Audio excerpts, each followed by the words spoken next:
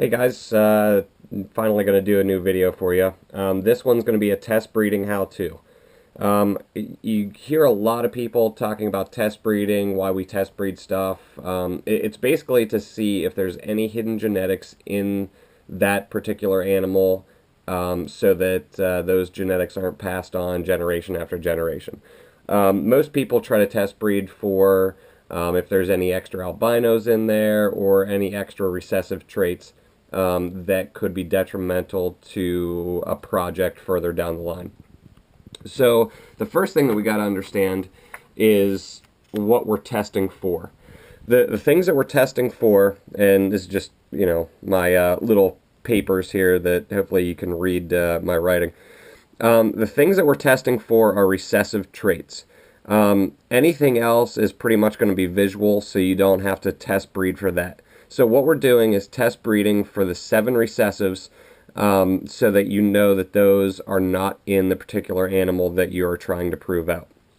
The 7 recessives are the 3 strains of albino, the Tremper, the Bell, the Rainwater, and also the 2 eye pigmentation traits, which are the Eclipse and the Marble Eye, and then also the Blizzard and the Murphy's Patternless. Those are the 7 things that you're going to be trying to test breed for in a test breeding group or a test breeding situation. The other things that you can test breed for are actually what type of snow it is.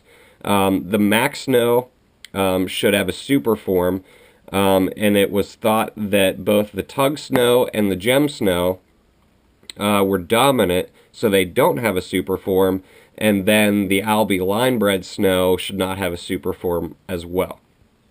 So, that being said, we're going to go over the recessives first, and then I'll kind of show you how we go into the snows as well to, to tie everything together.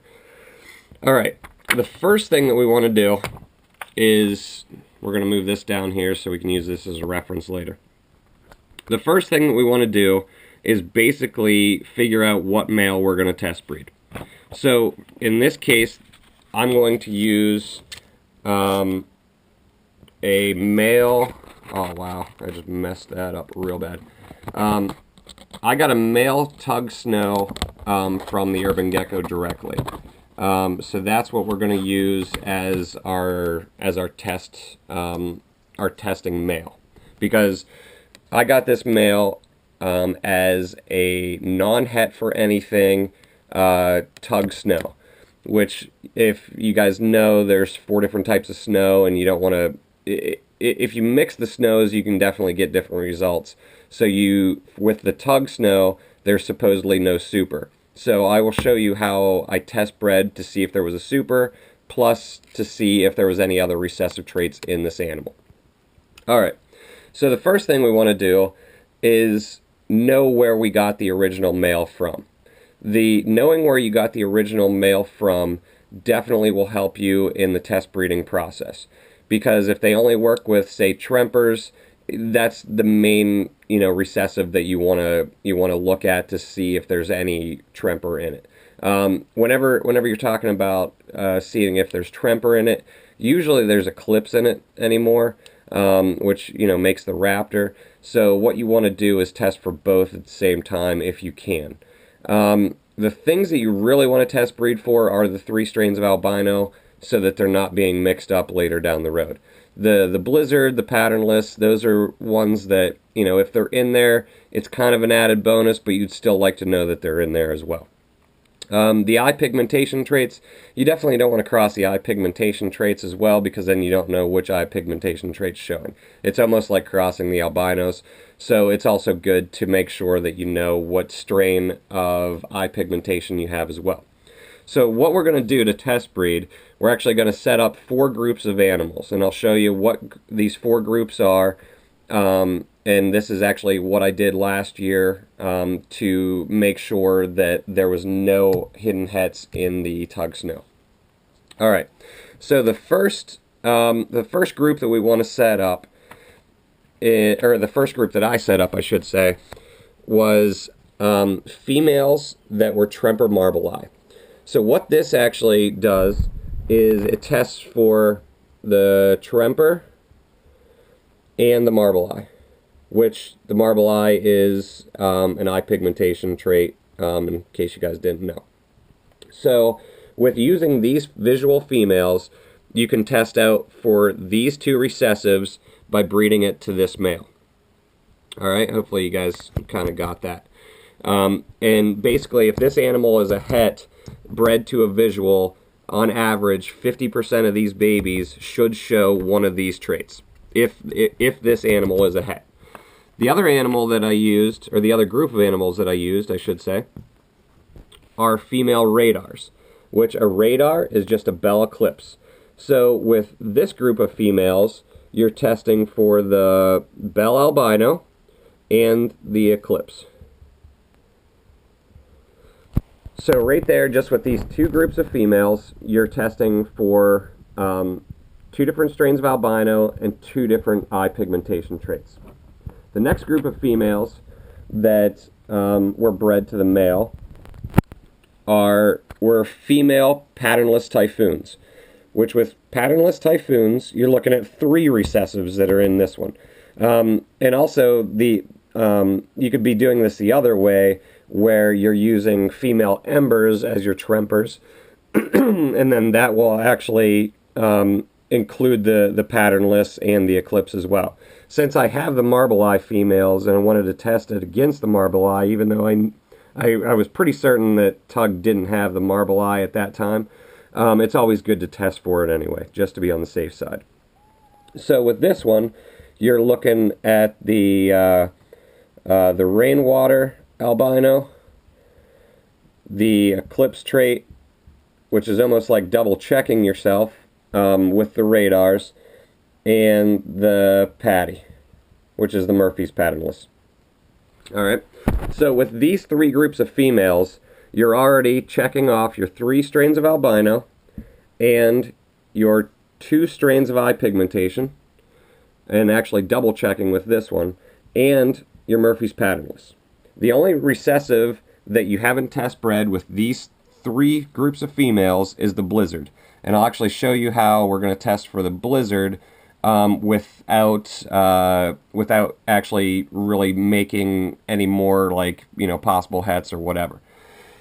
So this is generation 1, by the way. The next group of females that we're going to breed to this male are females of a pure subspecies, or females that are known het for nothing. I like to use subspecies because there's no room for error there. They are what they are. There's nothing else in them. So with these animals right here, what we're doing basically is breeding the subspecies females to this male. And then what we're going to do, since we have control of the incubation and what the sex of the babies is going to turn out to be like, what we're going to do with these, and I'll actually put this down here, whenever we cross these together, because there are no hets in this, and crossing it to that, what you're going to get for generation 2 is actually I'll put them this way. You're actually going to get, the Tug Snow cross to the subs, and you're going to get snows, and you're going to get non-snows, all right? And this is going to be your Gen 2 breeding that you're going to use. So what you're actually going to do is breed this male back to his daughters, okay? And then what this is going to do is going to do a couple things. If there's any traits that you missed with these breedings right here, breeding the male back to his daughters, all the daughters, if there was a separate trait in there, would be 50% het. So what you're going to do is be breeding 50% hets to a het, in theory, if there is any hets in this animal. So what is going to happen is then you're kind of double checking all this stuff by breeding your male to its daughters. I hope that makes sense to you guys. All right, so breeding these animals together, then you're going to get basically the babies of the second generation, okay? So we're going to go back to generation 1. if nothing weird popped out of these three groups, and I'm talking like no albinos, no eye pigmentation, no Murphy's patternless, none of that stuff, then all of these are going to be proven out of your original male. Okay? So you can just cross those right off the list. And then all of these babies that are produced are actually going to just be hets for whatever the mother was, because then this one was proved out. I hope that makes sense to you guys. Now the problem lies is if one of these groups of females, something pops out. Now the ones that are going to be hard to, if something pops out, are the albinos, or say the eye pigmentations. If an eclipse pops out of any of these, what you're going to want to do is scrap everything from the marble eye female, and then that's just that one gene basically. If like a raptor pops out, which would be the tremper and the eclipse, you're basically going to have to scrap everything. So the more recessives that pop out, the more animals you're going to have to scrap.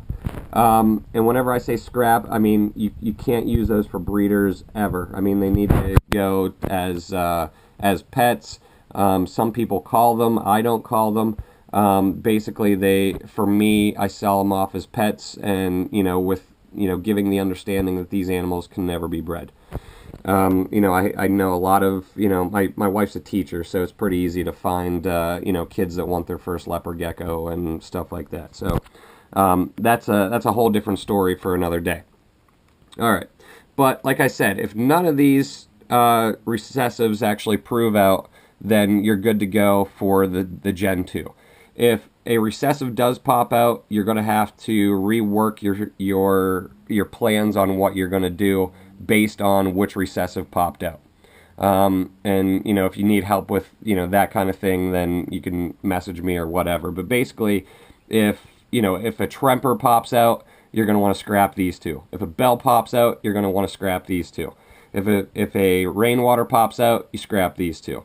If a marble eye pops out, you scrap the ones with the eclipse in. Basically, if a recessive pops out, you're going to scrap any project that has the others that you don't want to mix into it. Hopefully that makes, a sense to you. All right, now back over to Generation 2. Generation 2, I'm actually test breeding for any hidden recessives that didn't pop out in Generation 1, plus you're testing snow to snow.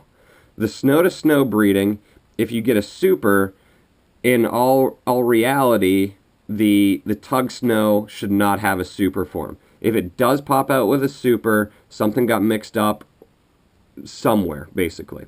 So what I did was I bred snow to snow, and then that way you should pop out a super if you're breeding enough of them together.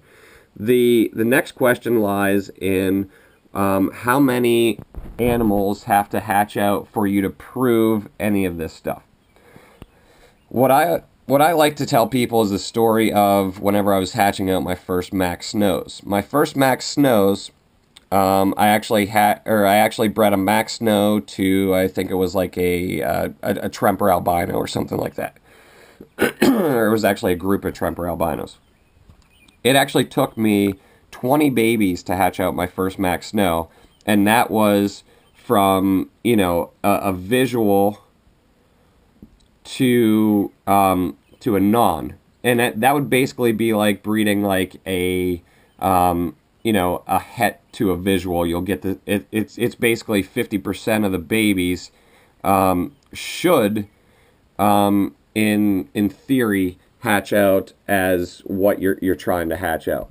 So what I always tell people is at least 20 babies from whatever you're trying to test have to hatch out before you can really consider it like a viable a viable test. So I like to use the number 20 basically. If you can hatch out more, the more you hatch out, the better. The more sure you are. If you're only hatching out like 8 of them, you might have just missed the odds. I mean, it's that simple. You got to hatch out quite a few of them. But the good part about how I bred all these groups together, again, was that nothing weird popped out, and there was probably 20 to 30 babies from each grouping. So I was really confident in that none of the traits popped out. And I mean, whenever you're talking about having, eclipse in both of these groups, I mean, that just raises your odds like up in the, 50 to 60 baby range. So basically, I was really, really confident in that, none of these hidden recessives were in this male. So these animals actually could all be sold or, held back as other breeders, blah, blah, blah. Because, I mean, basically what you're doing is you're making, like, Tug Snows het for Radar, Tug Snows that are het for Typhoon Patty, Tug Snows that are het for Tremper Marblei. So all of those animals can be used in other projects. And then, if you hit the bad side of the odds, you have het Radars. I mean, you have het Patty Typhoons. You have het Tremper Marblei. So a lot of those animals can even be sold as well without, without the Tug Snow in it as well. So basically, back to generation 2, what we're doing is doing the test of the snows and, testing for any other recessives, whatever. This is the generation to prove out your snow, because you basically, and it's the same thing that I'm doing with the gem snows as well. I'm basically breeding, you could just cross the Tug out and put gem in there, and breeding the male back to the daughters. That's how you have to test out the snows. If a super pops out, there's something wrong. If a super doesn't pop out after 20, 30 babies, then it should be a viable standalone is what it is type of thing. The thing with this generation 2 that is nice is, since you've already proven your male out to be not het for any of the recessives, any normals that you pop out of this are actually het free and clean. So having het free and clean animals is also good too. So what I did was I held back all the het free animals that weren't snows. And I also held back all the het free animals that were snows so that I can use those for other projects as well. So basically, with this whole testing, since nothing weird popped out, all these animals are good, and I can use all these animals for whatever project I need to use them in.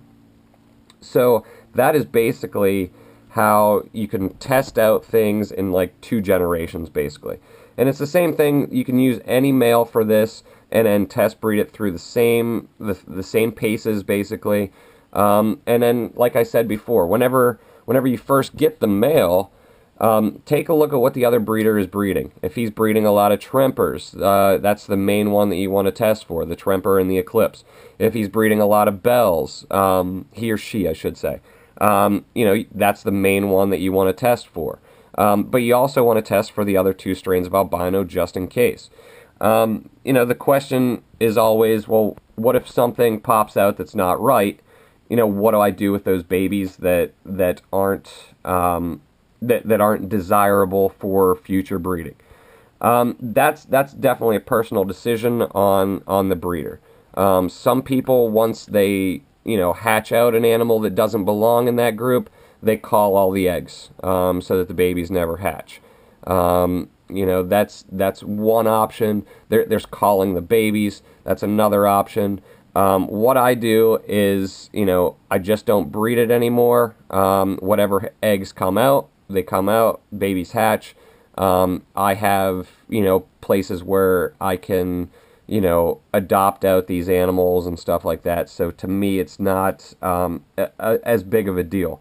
And a lot of the times at this point, like, there are no test breedings that go wrong because, I've cleaned up pretty much everything. The only stuff that I have to test breed are new males, and to be honest, I only get maybe 4 new males a year, and most of those end up being clean, and they are what they are because I try to get animals only from certain people, and it just makes things a lot easier. But again, hopefully this little test breeding thing helped show you a little bit about how to, test breed properly. And I mean, it takes time. It really takes time. It takes hatching out a lot of babies, and knowing your stock very, very well. The more The big thing is having your females are what they are. That's the biggest thing. To prove out to prove out a female this same way, you're looking at like 8 years. That's why it's always better to buy a male and prove the male out. Your females is the stuff that you want to come from your own stock, that you know exactly what it is. Because, you know, it could, to get this, you know, 20 number out of, you know, one female, I mean, you're looking at two years. I mean, at the very least, to prove out, to make sure that it's not. And right here, you're looking at 2, 4, 6, and then getting it into the subspecies to then, like, you know, cross it back out. I mean, you're looking at 7 to 8 years of testing just to make sure that the animal doesn't have anything else in it. That's why it's, you know, super, super important to basically, you know, have the cleanest females possible, and then bring in new males every once in a while to test breed and then put into your projects. Usually babies from new males that I get, you know, they don't hit market shelves basically for, you know, probably about 2 years is whenever the males are typically, you know, I start selling some of their babies, unless they prove out first year. But a lot of times I have to hold back a lot of those first year babies until all the eggs hatched, till I get, you know, enough results where I feel comfortable to sell them. But again, this is how I proved out my Tug Snow male. If you have any questions, feel free to contact me on Facebook. There's the Facebook page right there. And hope you guys have a great day. And hopefully I'll be making some more videos in the future.